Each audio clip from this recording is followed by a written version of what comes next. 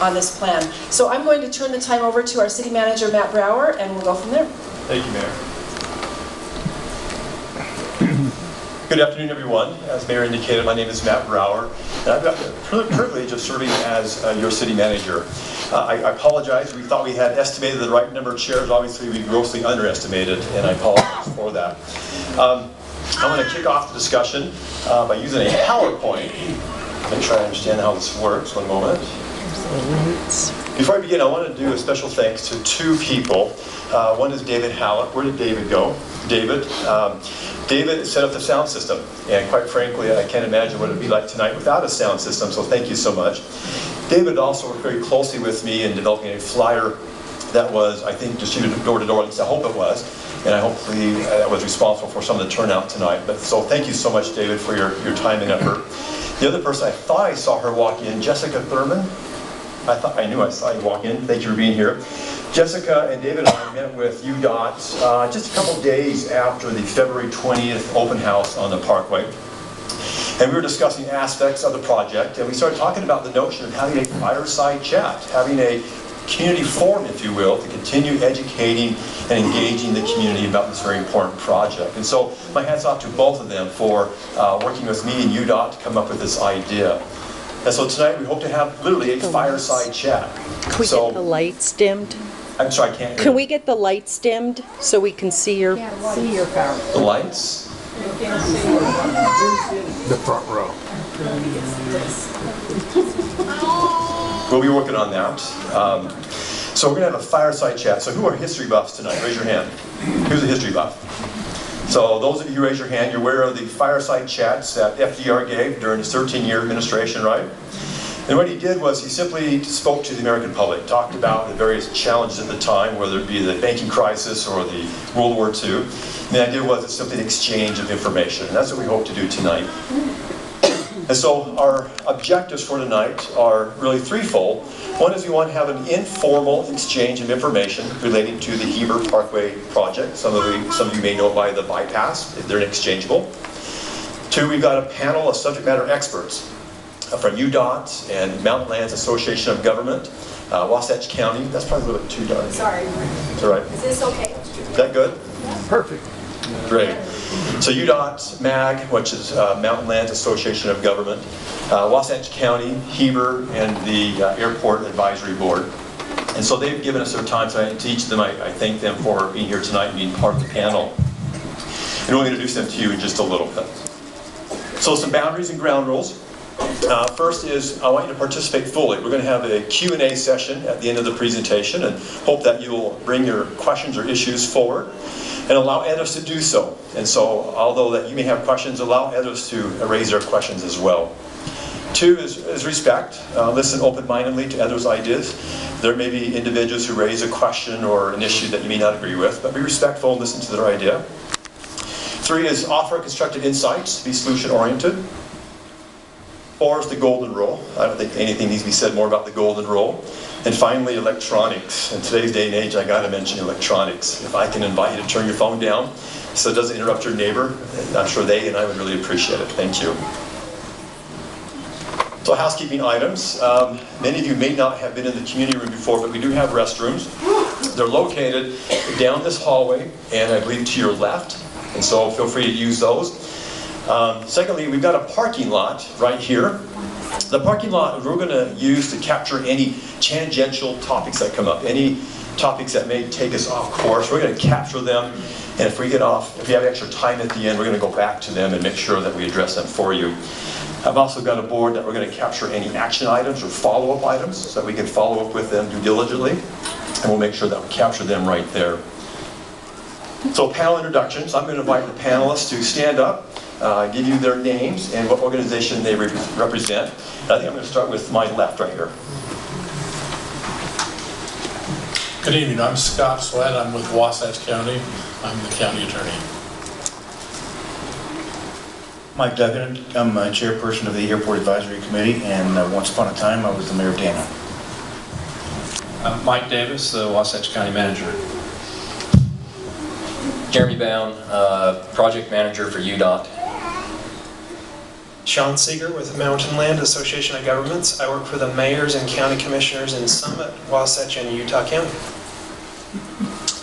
Mark Smedley, Heber City Attorney. Tony Kohler, Heber City Planner.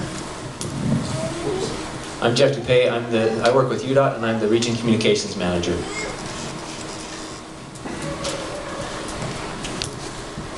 Thank you, panelists. I really appreciate that. So let me dive right into the presentation. Again, it's about a 10 or 15-minute presentation. And this first part is called the need. Why are we spending time talking about a bypass or the Heber Parkway? So let me kind of set the frame. This is some information that we were able to generate through the Envision Heber 2050. By raise of hands, how many of you have heard of Envision Heber 2050? All right, excellent. That's more than half of you. Envision Heber 2050 is our effort to update the city's general plan, and you're going to hear a lot more about that this summer, and I invite you to take full participation in that project. But through that effort, we came up with a news article in the Salt Lake Tribune dated March 2018, and it says, for the second year in a row, Heber ranked #1 for growth among the county's smaller micropolitan areas, with populations between 10,000 and 50,000. The Heber micropolitan area, all of Wasatch County, grew 5% last year, up about 1,500 people. That made it both the fastest growing micropolitan area in the country and the nation's 3rd fastest growing large county in the country. And so we have lots of growth. And in fact, this next slide demonstrates that we not only have had a history of growth, but we're going to have a future of growth. And in fact, you can see between 1950 and about 2000, growth was very diminutive, not a whole lot. Heber remained compact, remained fairly small. But around the Olympics, the world took notice, and they began to love what they saw and began moving here. We have a population now of 15,000, actually in 2017, of just a hair under 16,000. And we expect by about 2050, that population to reach about 25,000, based on estimates. So this is a picture of Heber City back in 1963 on the left. You can see it's a fairly small community. It's an agricultural community. It's a very close-knit, compact community. The picture on the right is taken in 2015, and you can see that it's grown quite a bit. And in fact, this slide here superimposes the city's jurisdictional lines on those same maps you saw earlier. You can see how in 1963, Heber would have fit very nicely into the current jurisdictional limits. And again, in 2015, it's grown considerably. However, growth is not going to be solely in Heber City. Wasatch County is going to see its fair share of growth as well. Although in 2020, Heber will account for 44% of the growth, by 2060, it will only account for 27% of the growth. So you'll see that over the next 20 or 30 years that Wasatch County will see its fair share of growth as well. As part of the Envision Heber 2050, we were able to research some information. I found this particular statistic quite interesting. Essentially, every 4 of 5 people that live in Heber, 4 of 5 people that live in Heber actually work somewhere else. They actually commute somewhere else. They don't work in Heber. And what we found out is that they work in either Utah County, Salt Lake County, or in Park City, which means a large percentage of people that live in Heber are commuting to work in order to maintain their livelihood. Quite an interesting data point. And the last slide I have is a picture. It shows 3 graphs, all of them depicting Highway 40. The one that says existing is showing you the different colors. You've got green, yellow, and then the orange turning to red. And it's showing the current delay patterns, or the amount of time it's taking you to get through Highway 40 or the downtown area. Existing status is that, for the most part, there are some stop and goes, but you get through the downtown fairly easily. However, if there is no alternative built, no parkway or bypass, you'll see that a large section of Highway 40 turns red. I know many of you can't see the small type print, but it says southbound Q extends back more than 1 mile. However, the one on the right indicates if there is an alternative built, that the downtown will still remain busy, this traffic will still remain present, but it will certainly not be as bad as if there was no parkway option built. So I'm going to hand off the microphone, and I'm going to invite our next presenter to come up and talk about a historical overview of the Parkway. Thanks, Matt. I'll try to stand out of the way over on this side as well. Just give you a couple brief pieces. Did you hand me the clicker, or did you have that?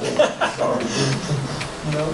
So again, my name is Sean Seeger. I'm a transportation planner with Mountain Land Association of Governments, and just point out a couple historical pieces to this project over the years. This is the first time I've seen the project show up in a study. It was in 1997. This was done by Horrocks engineers with Udot and Wasatch County, but there could have been previous work to this. I may not be aware of it, but you can see this yellow line that's coming up through here was kind of anticipated as a path for the bypass, and they talk about the need for some type of future capacity in the future. About 10 years ago, the Wasatch County Council, as well as the Heber City Council, passed some resolutions of support, basically saying that they encourage the planners to continue to look at bypass routes or additional capacity to get traffic through Heber and through Wasatch County, and that's what this slide is and this slide. And then about 10 years ago as well, we started to do some more engineering study on the bypass, taking a look at how many lanes we would need, what kind of widths, what kind of specifications. We did some alignment work at that point in time as well. Detailed intersection work. This was 10 years ago, just looking at that area up around Casperville Road and how that would be handled. And then we came up with what we called the consensus alignment about 10 years ago, working with the landowners in the Northfields and working with some of the sewer farm guys as well at that point in time. And we've since been trying to buy right-of-way associated with that consensus alignment. 10 years ago or so, Mike, I believe we put in the corridor preservation fee, vehicle registration fee. Every time you register your vehicle in Wasatch County, $10 goes into this fund. That fund is then used to purchase right-of-way from willing sellers. And so you have a willing seller, willing buyer, and I think we put, what, over $3 million into right-of-way, Mike? I'm thinking it's around $3 million. Some of it's been acquired through developer dedications as well. I won't go into detail, but the yellow still needs to be acquired. Some of these have been acquired, the blues and the greens. Some of it is in the sewer farm, so we assume we can get it, but maybe not. Depends on what the environmental study shows in the future. And so with that, I'm going to turn it over to Jeremy. Jeremy was with UDOT. He's the project manager for the planning study that we just completed. That's kind of looking back in time, what I just went through, the long-range planning, and now Jeremy can talk about this most recent planning study that we're just wrapping up right now. Thank you. Well, sorry. So, yeah, I'll start talking a little bit about the study that we just concluded. We had our second open house on February 20th of this year, and we're starting to wrap that up. So, with that study that we just did, these, you probably saw this if you came to the open house. If you've been getting the email updates, you've probably seen this, but this is the purpose and goals of what the current study had. So basically what we were doing, we were identifying an alternate route to Main Street through Heber to address growth and make sure we were providing a reliable transportation system in Wasatch County. And we had some goals there along with that, reducing congestion on Main Street, trying to enhance economic development opportunities, improve quality of life, and improve safety. And along with that, trying to alleviate certain types of traffic on Main Street. And so those were some of the goals behind what we just did. This study, with those goals in mind, it was a traffic analysis driven study, is what we were looking at there. The 2 slides back, that last map that was shown, that's what we had to start with. That's what the plan was, and so we looked at that, but then we also kind of took a step back and looked at a broader picture, did some evaluations, and eventually kind of came back to that same plan that was there before as we were refining, again, mostly on a traffic analysis with some very high level, other impacts at a high level also investigated. Some of the key topics that have been identified so far through all the comments that we received from the second open house are up here now. Some of those relate to what we're here to discuss tonight, such as potential impacts to neighboring homes, including property values, potential consequences of realigning US 189, attention to neighborhood and community safety. We have received some new suggestions and alternative routes. And so with all these comments that we're receiving, what we're doing with these, we will, as is typical in a planning study or even an environmental study, we collect all the comments during the comment period, and then it takes us some time to review all the comments, categorize the comments, and then we respond to everyone with the same message at the same time, addressing the categories that have been identified. So that's the process we're still in currently, is addressing these comments that we've received now that we have them categorized. So, so this is where we are in the whole timeline of a project. Sean talked about the local government planning or the long-range planning, which has been done. Where we are at is the corridor planning study. So the study began back in last year, spring of last year. We had an open house in the summer. We received comments to help us refine our process. We took those comments October-ish. We responded, again, same type of thing. It broke out into topics, responded to everyone that was on our email list at that time with the topical responses. Continued to refine in February of this year. We had our second open house where we presented what the recommendation from this study was. We received comments from that.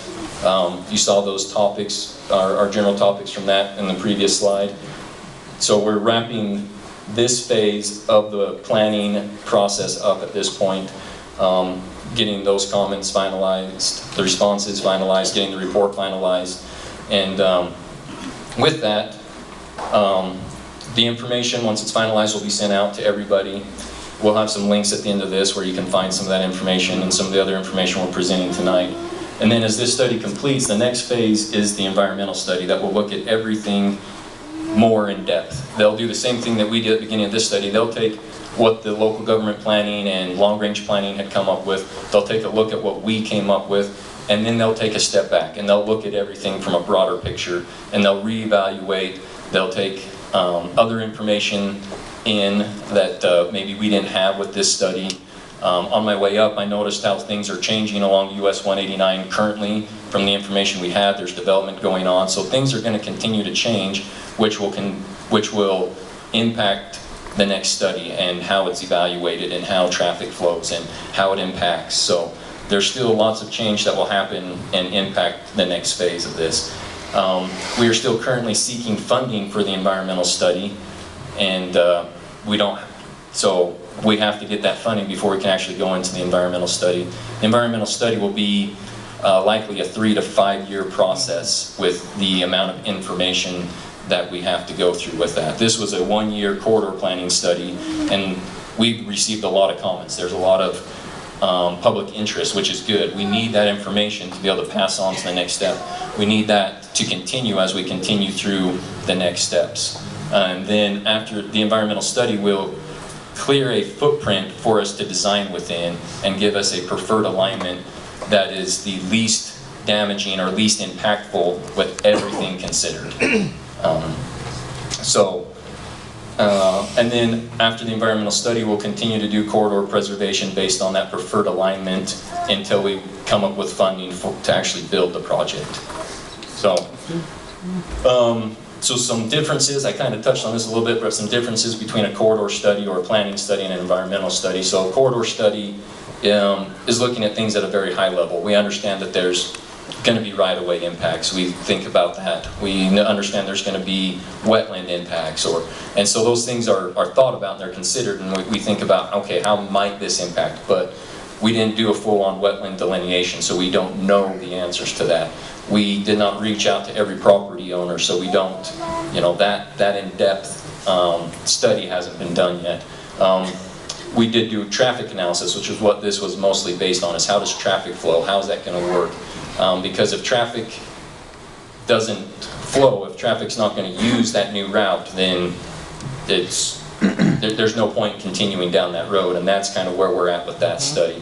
And then this study also provides us opportunities to identify stakeholders, identify their needs, so we can have that already when we go into the next phase. Outcome of a corridor study is to develop a recommendation for further study, and that's where we're at now. An environmental study will go into detailed analysis of potential impacts, including environmental, air quality, water quality, wetlands, noise, potential property impacts, potential economic impacts. Further traffic analysis will be done based on the conditions at that time. And again, the outcome of that is a preferred alternative for implementation and a cleared footprint to design within. So with that, here's the websites that we can go to find some of the information that's been presented tonight. The Udot one, when you go to our project webpage on our Udot website for this project, there'll be a link in there that's connected to a Google Drive folder that has all of our open house material from both open houses, and it'll also be where we keep information such as this presentation, and as we are able to continue to develop our reports and our findings and stuff, that's where they'll be housed. So with that, I'm going to turn the time back over to Matt. Question: is the price of this study on that site, or can you speak to? We pay for many studies, and so I just want to see if anybody can speak to the cost and the timeline. And has any of this been sent to the state already as a preliminary plan sent to the state? Is any like contracting or anything like that been done? Just cost analysis. How much is this costing? We have not done an in-depth cost analysis on the construction of this. UDOT is the state. We're a department of the state, and so yes, the state is involved, and the state is paying the cost for the study. Yes, it was a partnership with Heber City and the state. Okay. This study was. And how much? This study was in the ballpark of $250,000, $300,000, somewhere in that range. But it's not complete yet, so there's more coming? Oh, yeah. This project is basically complete. The next phase is an environmental study. And isn't that a $500,000 environmental study? No. $4 million. $4 million. Yes. And environmental studies are expensive. And the state is paying for that, or Heber City? Likely the state will be. That'll be the state that runs that environmental study. All the state. The city contributes. The city can contribute. All right, we're going to go into the Q&A session next. We got off to a good start with the Q&A. Thank you. Again, my thanks to the panelists for being here. Each of you have a microphone near your chair. If I can invite you to go ahead and find that. So they'll each have a microphone they can answer your questions with. I'm sorry, I got one of your mics. Tony, I apologize. I'm going to give you a mic. And then David, do you have a wireless mic? We did not. Okay. So I'm going to need your help with the microphone. We don't have wireless. It's got a cord. So I'm either going to have you stand up and speak really loud, or if you want, we'll go ahead and work together to hand the microphone back as far as we can to make it work. Okay? Hang on one second. So what we're going to do is go to the Q&A session, and what I'd like to do is ask your questions, and what we'll do is have the panelist who is most suited to answer it step up and answer that. We'll have the panelists stand up so you can see them, and then we'll go to the next question. Any questions about that? All right. Thank you. First of all, I'd like everybody that has a concern about the bypass to stand up. Not necessarily against a bypass, but a concern about this route with the bypass. No. Thank you. The Wasatch County and Heber City issued a joint statement earlier today saying that they had no preferred route. Our joint statement as a community is to Heber City Mayor, Mayor Potter, City Manager Matt Brower, UDOT representatives, Heber City Council, Wasatch County Council, Wasatch County Manager Mike Davis, Mountain Land Association of Governments Director Sean Seeger, and Brianna Benabos from Penna Powers Marketing Group. We as Heber City and Heber Valley citizens consider the joint statement given by Wasatch County and Heber City to not take a position on a preferred route for the Heber City bypass preposterous and unhelpful. Hello? Especially considering that UDOT has already published their preferred route for the bypass.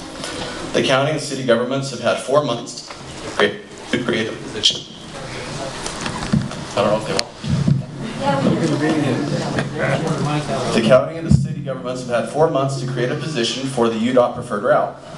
The statement says to the neighborhoods and families affected by this UDOT preferred bypass route in Heber City and Wasatch County that our city and county leaders are unable to work together to coordinate the municipality needs while considering and representing the needs and quality of life for the 350 plus families that are currently and will be affected for years to come by the UDOT preferred bypass route presented on December 18th, 2018.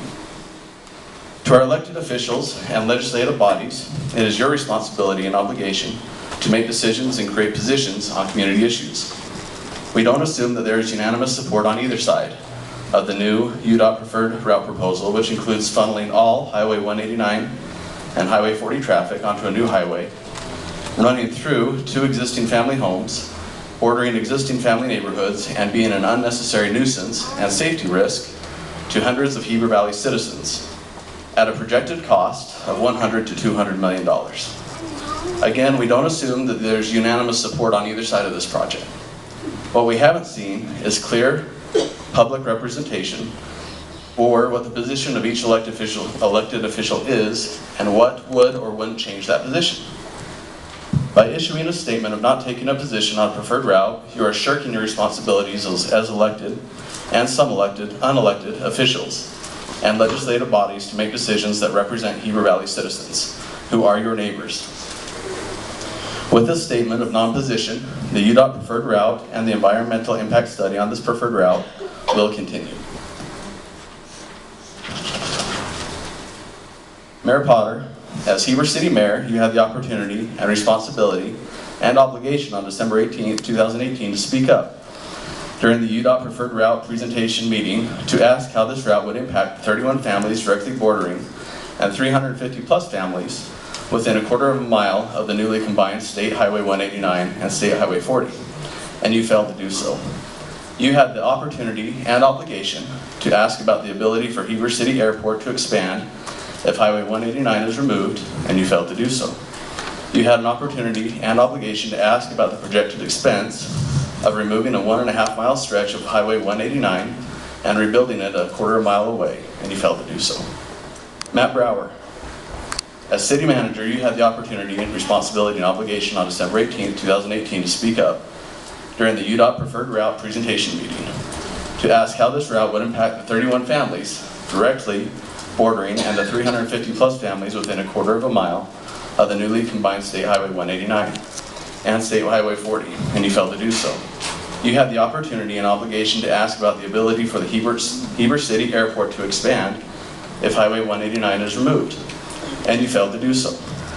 You had an opportunity and obligation to ask about the projected expense of removing a 1.5 mile stretch of Highway 189 and rebuilding it a quarter mile away, and you failed to do so.